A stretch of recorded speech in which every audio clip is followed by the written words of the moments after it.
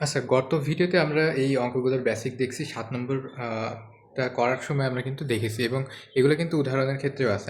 আমরা কিভাবে ভেঙে লিখতে পারি সেগুলো দেখেছি। সো এইবার আমরা দেখি ৮ নম্বরে দেখি ৮ নম্বরটাও অনুরূপ। ৮ নম্বর কিভাবে করতে পারে সেটা আমরা দেখা যাক। আচ্ছা, প্রথমে এখানে কাজটা কি? প্রথমে দেখতে হবে আমাদের কাজটা কি। এখানে ভাঙার কিছু আছে? এখানে ভাঙার কিন্তু কিছু নাই। সো 3 টু দি পাওয়ার, এই যে আমরা জানি যে ঘাতের ঘাত কি হয়, কোনো কিছু পাওয়ারের পাওয়ার যখন থাকবে তখন সেটা কি হয়, গুণ হয়।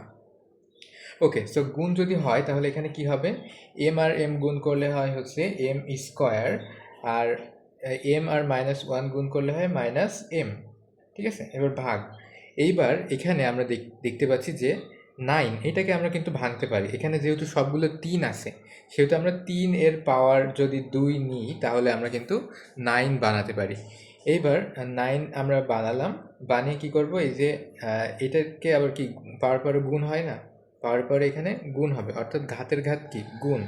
সো এই যে এইটার মাথায় আবার কিন্তু m+1 আছে।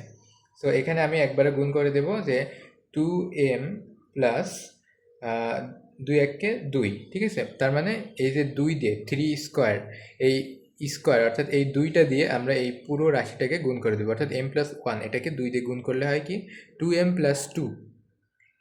এইবার আমরা নিচে দেখতে পাচ্ছি যে এইটার পাওয়ার আছে 3m-1 আর m+1, পাওয়ারের পাওয়ার আছে। সো এই দুটাকে যদি গুণ করি তাহলে আমরা জানি সূত্র আছে a square minus b square এর সূত্র। সেটা কি, m square minus one square, m square minus one square মানে ওয়ানই। ঠিক আছে, সো এই হচ্ছে আমাদের সূত্রটা। অর্থাৎ এ প্লাস বি ইন্টু এ মাইনাস বি এর সূত্র কি, এ স্কোয়ার মাইনাস বি স্কোয়ার। এই যে এ স্কোয়ার মাইনাস বি স্কোয়ারের সূত্রটা এটা।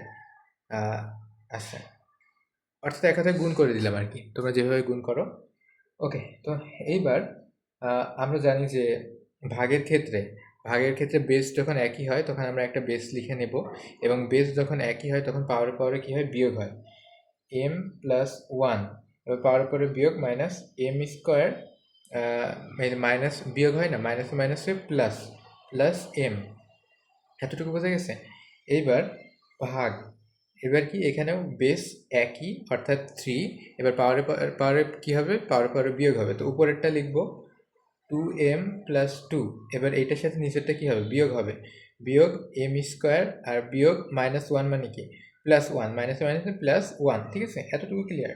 ওকে, তো এখানে আমরা দেখতে পাচ্ছি যে উপরে কয়টা 2 আছে দেখো তো, এখানে কয়টা 2 আছে। আচ্ছা, আমরা একেবারে লিখে দিই। ঠিক আছে, এটা কি ভাগ আকারে আছে না, সো একটা পাওয়ার আমরা নেব, একটা বেস আমরা নেব, সেই বেসটা কি, সেটা হচ্ছে 3, উভয়ের ভিতর থেকে একটা বেস নেব। এবার পাওয়ারে পাওয়ারে কী হয়ে যাবে, বিয়োগ হয়ে যাবে।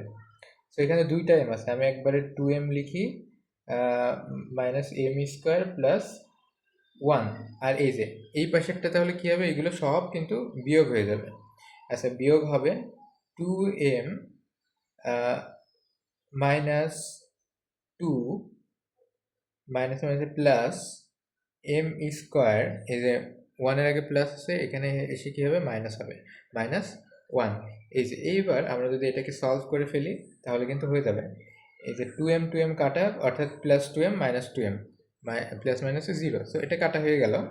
এবার m square minus m square plus m square কাটা হয়ে গেল। ঠিক আছে, প্লাসে মাইনাসে কাটা হয়ে গেল। এবার দেখি, এবার আমাদের সংখ্যা থাকে বাকি। এখানে হচ্ছে আছে কত, এখানে আছে -1, এখানে আছে +1, কাটা হয়ে গেল। তাহলে বাকি থাকে কোনটা, বাকি থাকে হচ্ছে -2। তাহলে 3-র উপরে কত হবে, -2। -2 যদি হয় এর মানে কি 1/3 স্কোয়ার, রাইট, 1/3 স্কোয়ার।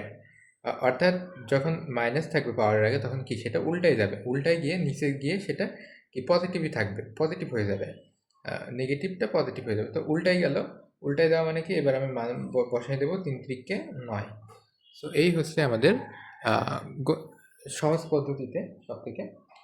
তো এখানে আমরা কোথায় কি করলাম, এখানে কিছুই করি নাই, জাস্ট এখানে দেখছি যে এটার পাওয়ারে পাওয়ারে গুণ করার কথা, অর্থাৎ পাওয়ারের পাওয়ার ঘাতের ঘাত যেগুলো গুণ করার কথা সেগুলো আমরা গুণ করে দিছি। এবং এই যে 9 এটাকে আমরা 3-এর 3 বেস বানানোর কথা ছিল, তো এটার বেস আমরা 3 বানিয়ে নিয়েছি এবং 3 3 স্কোয়ার যেটা হয়েছে ওইটাকে আবার এই সবগুলো কি গুণ আকারে পেয়েছে।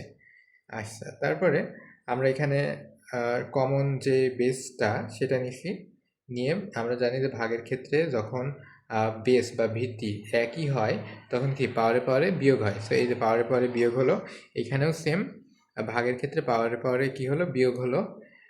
সো পাওয়ারে পাওয়ারে বিয়োগ হওয়ার পর এখানে মাঝখানে ভাগ আছে। সো এইবার আমরা কি করলাম, এইটা আর এইটা ভাগ আকারে আছে না, সো এই দুইটা একটা কমন বেস নিলাম, নিয়ে উপরের যতগুলো পাওয়ার আছে প্রথম পাওয়ারের থেকে কি দ্বিতীয় পাওয়ারের সবগুলাকে বিয়োগ করে দিলাম। ঠিক আছে, বিয়োগ করে দেওয়ার ফলে এটা হলো এবার আমাদের ইনভার্স মানে হচ্ছে উল্টো।